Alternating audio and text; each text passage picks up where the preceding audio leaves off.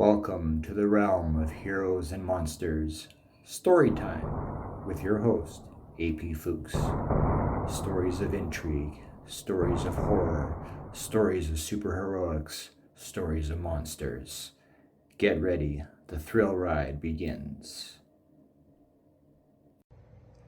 Welcome to the realm of Heroes and Monsters Storytime Podcast with me, your host, AP Fuchs. So here we are again, back this week with another new story to share.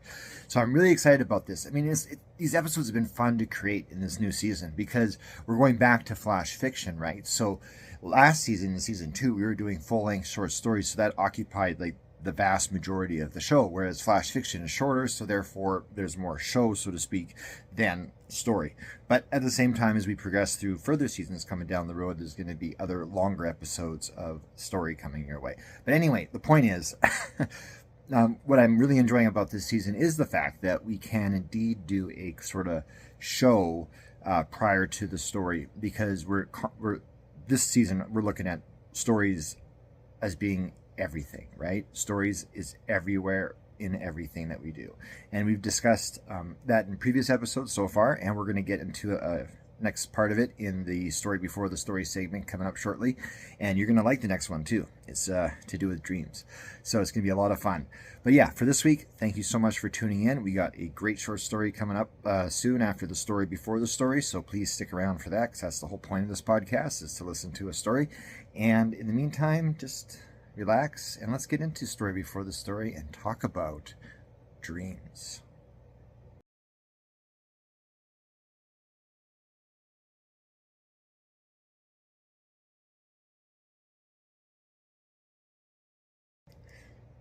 Okay, story before the story time. So as said, this is going to be about dreams. Okay, so in previous episodes we talked about how stories are about like our lives entirely, right? Everything in our life has story attached to it, no matter what, 24/7. And during our downtime, during our, let's just say, somewhere between 68 hours of sleep, we are telling ourselves stories, right? That's what dreams are. That's us telling ourselves stories based on elements in our life, right? Because a dream, we're going to really condense it down, but basically your dream is your brain sorting through the files of the day and of your life, and deciding what to keep, what not to keep, what to put in the back burner, what to keep in the foreground.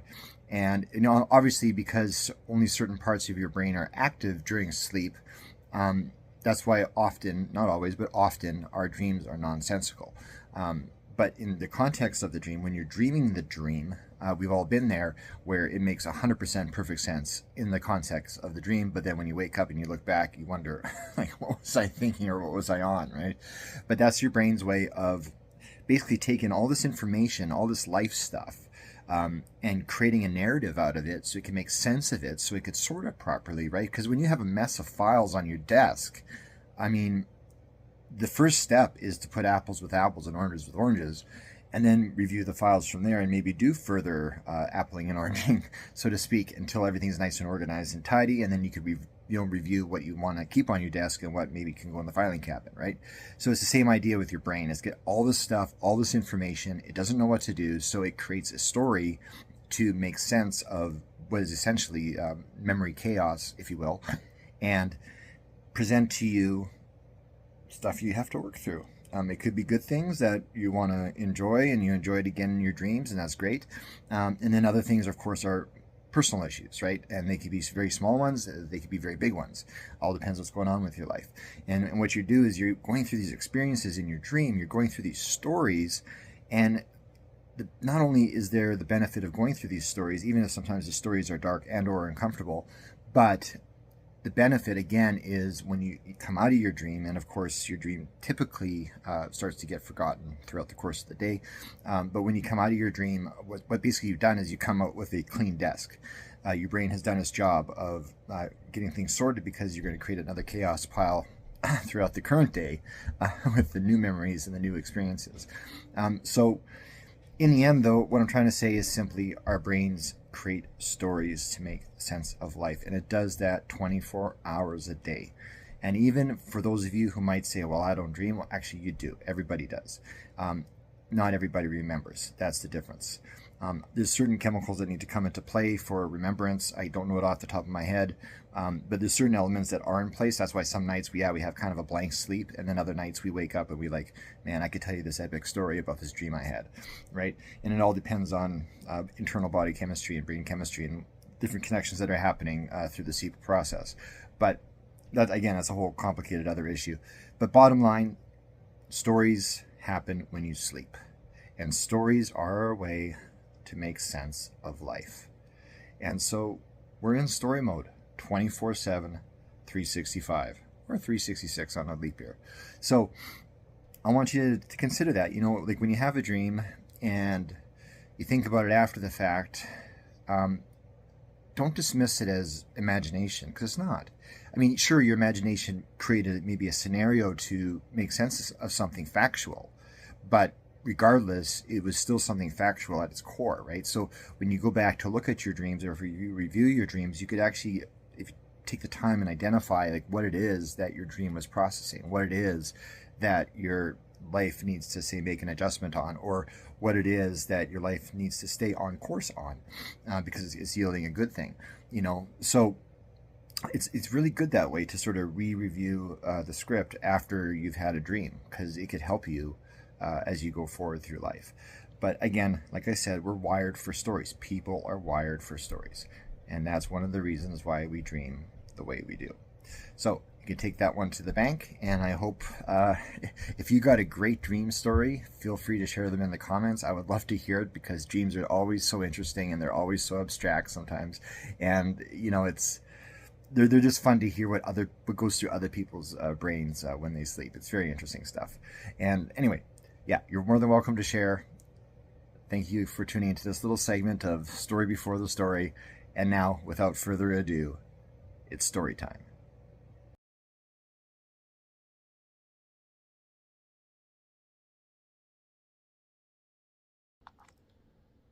The Writer. Retreat, Warren King thought. You can do this. You can't handle it. Warren eyed the computer in front of him, the silver glow of its screen the only light in the dark and dank room. He knew as a best-selling novelist the first line was everything. It was the hook that got the reader to read the rest of the book. The gray wolf entered the room. No, not good enough, he thought. The silvery gray wolf snuck in unannounced, its very presence putting a strange yet terrifying warmth on the air. Better, Warren thought, but not good enough. Come on, be a man, face it down. All it took was for the silver gray wolf to make its presence known, and Tim fell to his knees before it. You're getting there, Warren thought. He slowly paced in front of the silver glow, sweat dripping down his face, his heart beating fast. Come on, it has to be perfect. This could be your last story, the final one. Make it good, open strong, and even stronger. Though he had his doubts about that last part. The stress of crafting the perfect narrative for his swan song might do him in once and for all. He took a step toward the screen, his legs suddenly drained of their strength. He collapsed before the monitor and barely managed to squeeze out some words. The gray wolf's fur glistened in the minimal moonlight, its cold, dead-white eyes revealing nothing but death. I could live with that one, Warren thought. Might have no other choice. He inhaled deep, then exhaled everything, doing what he could to calm himself. A final story, a final effort, aimed at perfection for his literary legacy. The silver screen shone brighter, as if the monitor moved closer on its own accord. Warren's heart swam up into his neck, its pulse thumping there and still somehow in his chest. His skin was slick with sweat, all over now, even on his legs.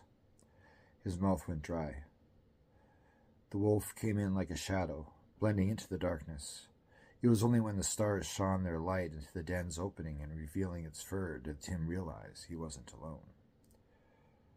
Warren Timothy King's head swam and the walls of his writing room crumbled and turned into the rocky interior of the den. The monitor before him morphed into the silver wolf, its white eyes seeing into him, its sense of smell no doubt picking up the scent of panicking blood swimming through his veins. The wolf drew closer. That's the one, Warren thought. Simple and direct. And, he knew, by the hungry gaze in the wolf's eyes, there would be no middle chapters. He skipped to the last page.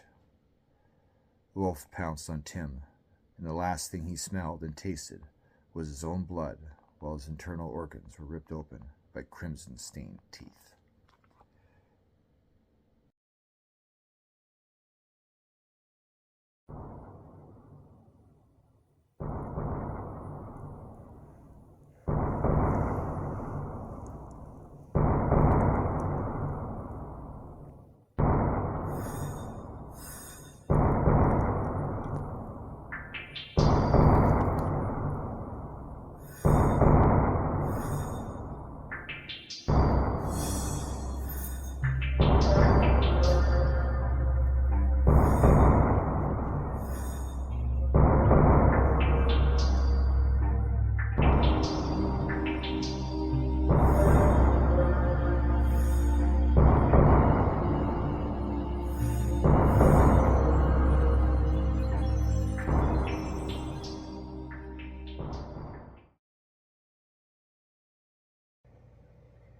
All right, after the credits time, as per usual. So this is very simple one, and this is this.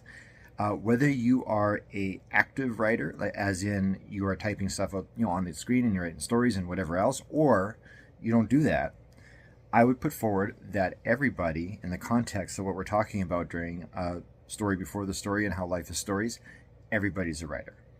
Everybody. Some express it on paper, just like I do, and others express it verbally through tales, and others simply just keep it to themselves. But either way, you're writing a story for your life. Whether you're conscious, that is awake, and writing your story throughout the day, or when you're sleeping, you're writing stories to make sense of what happened during the previous day or days or weeks or even years in some cases for buried stuff, making a story. So in a case like this, everybody is a writer. And that's kind of a fun thing to do. We all have stories to share, and I'm really glad that we all have the ability to do that. So if you're not putting pen to paper and don't consider yourself a writer that way, that's fine. You are still a writer in terms of being the author of your own life. And if anything, that gives you a tremendous sense of control. Because if any writer would tell you they're in control of their world, right? So same idea here. You're in control of your life. You're the author of it. What chapter you're going to write, that's up to you. So make it a good one.